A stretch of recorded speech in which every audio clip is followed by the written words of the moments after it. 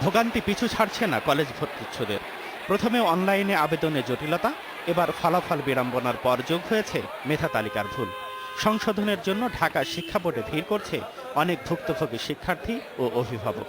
বিজ্ঞান কলেজে কিভাবে কমার্সের বাচ্চা অ্যাডমিশন নেয় সেটা বলেন। আমি একটা পয়েন্টের জন্য গোল্ডেন মিস করছি, কিন্তু আমার বন্ধু এ প্লাস না পেয়ে সে ওই কলেজে ভর্তি হতে পারছে, কারণ আমার কি যোগ্যতা নাই। এমন অবস্থার মধ্যেই রাজধানীর বিভিন্ন কলেজে দ্বিতীয় দিনের মতো একাদশ শ্রেণীতে ভর্তি চলছে।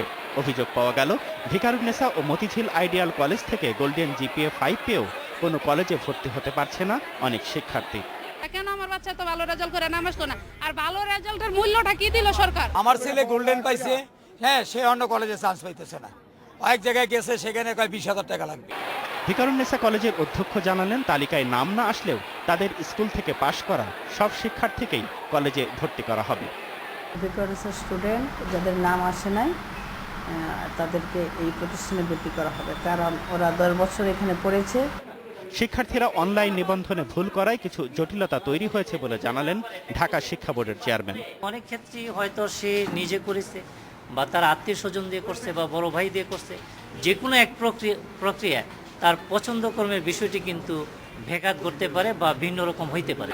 আগামী 6 জুলাই দ্বিতীয় দফা মেধা তালিকা প্রকাশের পর এসব সমস্যা থাকবে না বলেও আশ্বাস দিলেন তিনি। সুজন মেহেদী, ইন্ডিপেন্ডেন্ট নিউজ, ঢাকা।